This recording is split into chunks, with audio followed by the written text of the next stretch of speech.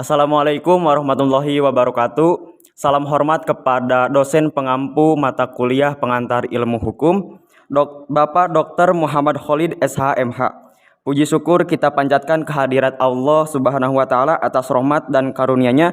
Pada kesempatan kali ini, kami dapat menyampaikan presentasi dengan materi sistem hukum dan klasifikasi hukum.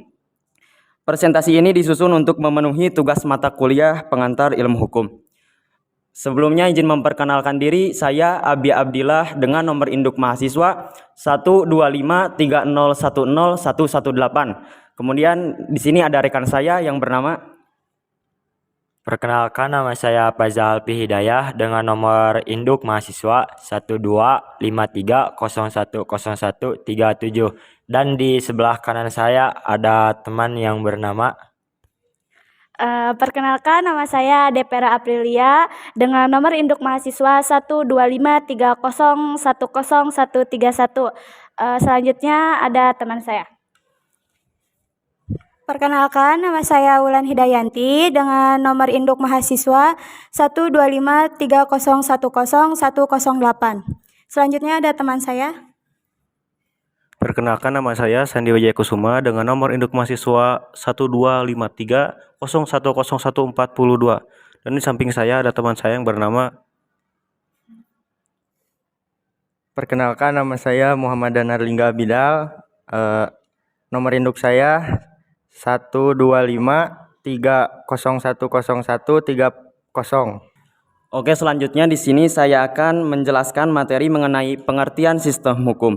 Sistem hukum dapat dipahami sebagai suatu tatanan yang terorganisasi dari aturan-aturan hukum yang saling berhubungan, membentuk suatu kesatuan dan memiliki tujuan untuk mengatur kehidupan masyarakat. Istilah sistem sendiri menunjukkan bahwa hukum tidak berdiri secara terpisah, melainkan bagian dari struktur sosial yang melibatkan aturan, lembaga, aparat, dan budaya hukum masyarakat.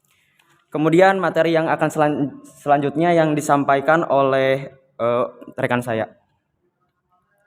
Baik, di sini saya akan menjelaskan tentang sistem hukum dan keseluruhannya terdiri ada 3. Nah, terdiri dari 3 itu menurut Lawrence M. Friedman pada tahun 1975. Dari ketiga itu, yang pertama ada legal substance, yang kedua ada legal structures, yang ketiga ada legal character. Ngomong-ngomong ketiganya, saya akan menjelaskan ulasan atau sedikit dari ketiga legal tersebut. Yang pertama ada legal structure. Legal structure ialah lembaga atau hukum, aparat penegakan hukum, dan mekanisme pelaksanaan hukum.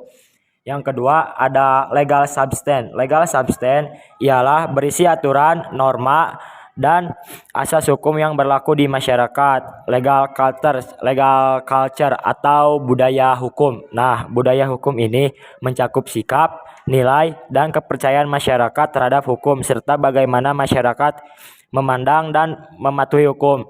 Dari ketiga legal tersebut, penegakan hukum di Indonesia sudah memiliki ketiganya dan terlaksana dengan sangat baik, tetapi ada ketimpangan dan kekurangannya. Dikarenakan ada ketimpangan dan kekurangannya, maka dari kami kepada penegakan hukum selalu berbenah dan selalu berevaluasi. Terima kasih dari saya. Materinya akan diselanjutkan oleh teman saya yaitu Sandy. Baik, saya di sini akan menjelaskan materi sedikit tentang sistem hukum yang berlaku. Dalam ilmu hukum, istilah sumber hukum mempunyai arti yang sangat penting karena menunjukkan dari mana hukum berasal serta dasar yang memberikan kekuatan mengikat pada suatu aturan. Secara umum, sumber hukum dapat dibedakan ke dalam 2 pengertian, sumber hukum dalam arti formil dan sumber hukum dalam arti material. Yang pertama, sumber hukum formil. Sumber hukum formil adalah bentuk atau cara di mana aturan hukum itu diakui dan memperoleh kekuatan. Mengikat beberapa macam sumber hukum formil yang berlaku secara universal termasuk di Indonesia, antara lain yang pertama jelas yaitu Undang-Undang Dasar, yang kedua kebiasaan atau adat, yang ketiga jurisprudensi atau keputusan-keputusan, yang keempat traktat perjanjian internasional, dan yang kelima ada doktrin. Baik, selanjutnya yaitu materi yang akan disampaikan oleh teman saya. Baik, melanjutkan Dari penjelasan Sandy tadi, rekan saya akan menjelaskan tentang sumber hukum material. Sumber hukum material berbeda dengan sumber hukum formil. Sumber hukum material tidak langsung memberikan bentuk aturan, tetapi lebih kepada faktor-faktor yang mempengaruhi isi hukum. Sumber hukum materi menentukan mengapa suatu aturan hukum dibuat dan bagaimana bentuknya. Faktor-faktor tersebut antara lain ada 4. Yang pertama, faktor historis, yaitu pengalaman masa lalu yang melahirkan aturan hukum tertentu. Kemudian yang kedua itu ada faktor sosiologis, yaitu kebutuhan nyata dalam menyatakan yang harus diatur demi keteraturan dan keadilan. Yang ketiga, faktor filosofis, yaitu nilai-nilai keadilan, moral, dan etika yang melandasi pembentukan hukum. Kemudian yang terakhir, faktor politis, yaitu arah dan kebijakan negara atau pemerintah dalam merumuskan hukum. Ya, mungkin sekian, dilanjutkan oleh rekan saya. Baik, terima kasih. Di sini saya akan melanjutkan materi tentang klasifikasi hukum. Klasifikasi hukum merupakan pengelompokan hukum ke dalam kategori tertentu untuk memudahkan pemahaman, studi, serta penerapannya dalam kehidupan bermasyarakat.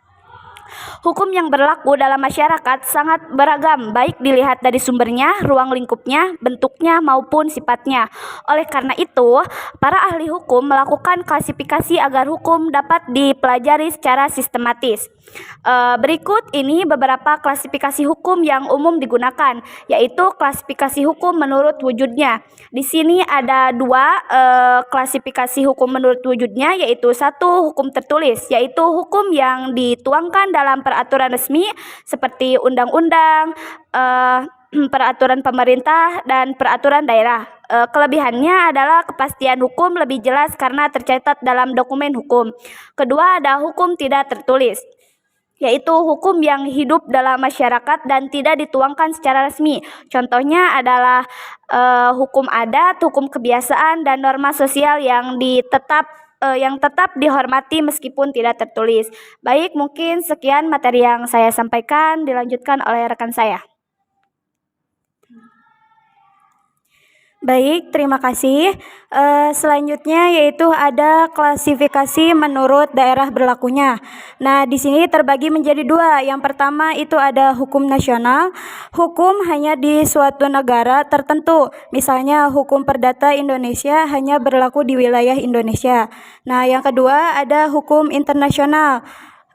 Berlaku bagi lebih dari satu negara dan diatur berdasarkan perjanjian internasional. Contohnya hukum humaniter internasional yang berlaku dalam situasi perang.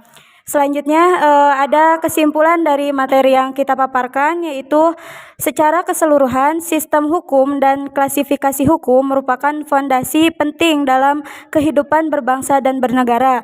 Keduanya tidak hanya memberikan kepastian hukum, tetapi juga mencerminkan nilai-nilai keadilan dan kebutuhan masyarakat yang selalu berkembang. Mungkin sekian dari saya kembalikan ke rekan saya. Baik, terima kasih. Mungkin cukup sekian pemaparan materi dari kami. Mohon maaf bila ada kekurangan atau kesalahan kata. Wabillahi taufiq wal hidayah. Wassalamualaikum warahmatullahi wabarakatuh.